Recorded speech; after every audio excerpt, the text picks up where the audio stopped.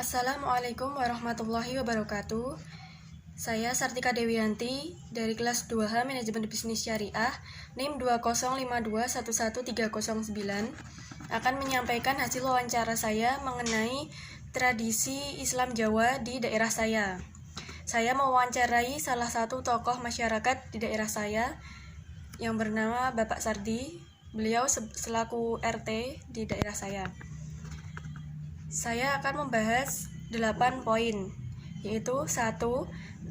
Mengenai apa itu tradisi kenduren. Saya akan membahas mengenai tradisi kenduren. 2. Siapa yang melaksanakan tradisi kenduren. Kemudian 3. Kapan biasanya tradisi kenduren tersebut dilaksanakan dan dalam rangka apa dilaksanakannya. Kemudian 4. Di mana biasanya tradisi tersebut dilaksanakan. Kemudian 5. Mengapa tradisi tersebut dilaksanakan. 6. Apa kaitannya tradisi tersebut dengan Islam. Kemudian 7. Di mana letak nuansa Islamnya. Kemudian 8. Bagaimana tata cara pelaksanaannya. Yang pertama, saya akan membahas mengenai apa itu tradisi kenduren. Menurut beliau, tradisi kenduren adalah tradisi spiritual turun-temurun yang dilakukan dari zaman dahulu sampai sekarang. Kemudian, tradisi kenduren ini dilaksanakan oleh warga atau masyarakat dalam acara-acara tertentu. Warga atau masyarakat biasanya berkumpul di suatu tempat dan menghadirkan seorang kiai atau seorang tokoh agama untuk memimpin acara spiritual tersebut. Kemudian setelah tiba pada saatnya, maka kiai tersebut mengajak pada para hadirin untuk berdoa bersama-sama, memohon kepada Tuhan sesuai dengan acara yang telah ditentukan. Semisal acaranya merupakan sedekah bumi, kemudian acara ruahan, kemudian acara mulutan dan sebagainya. Kemudian Bapak Kiai tersebut mengucapkan doa-doa. Kemudian para hadirin mengucapkan amin sambil menengadahkan kedua tangannya. Dan kiai yang dipilih itu merupakan beragama Islam. Kemudian pertanyaan selanjutnya yaitu mengenai kapan biasanya tradisi tersebut dilaksanakan dan dalam rangka apa. Tradisi kenduren tersebut dilaksanakan biasanya dalam acara-acara spiritual tertentu yang masih berjalan sampai sekarang. Misalnya acara ruahan. Acara ruahan ini dilakukan dalam rangka menyambut datangnya bulan suci Ramadan. Nah, acara ruahan tersebut didahului dengan kegiatan warga masyarakat membersihkan lingkungan setempat. Kemudian secara bersama-sama, lalu istilahnya nyekar atau membersihkan makam itu.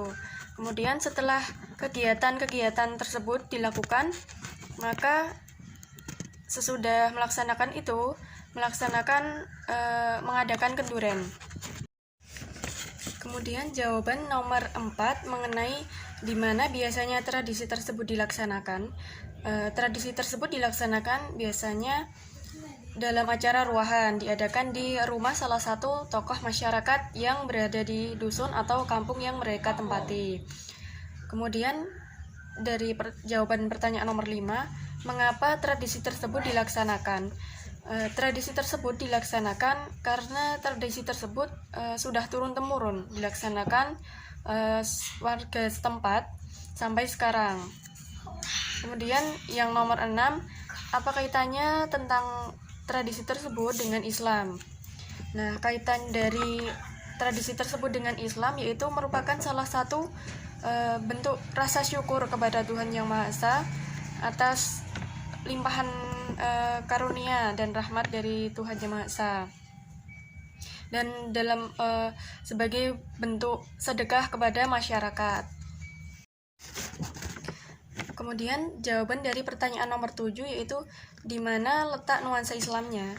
Di dalam tradisi kenduren ini dalam Islam Jawa ada nuansa Islamnya, karena dalam acara tersebut para warga atau yang punya hajat berdoa bersama-sama, kemudian memakai bacaan-bacaan Islami yang dipimpin oleh seorang kiai. Kemudian yang terakhir, pertanyaan nomor 8, yaitu bagaimana tata cara pelaksanaannya. Jawabannya yaitu tata cara pelaksanaannya adalah dengan mengumpulkan warga di suatu tempat dan seorang kiai sebagai pemimpin doa. Kemudian di hadapan mereka disiapkan makanan-makanan dan juga lauk pauk sesuai dengan acara yang dilakukan, yang di daerah kami disebut dengan ambengan tersebut. Nantinya akan dibagi-bagikan kepada warga yang hadir dan kemudian untuk dibawa pulang.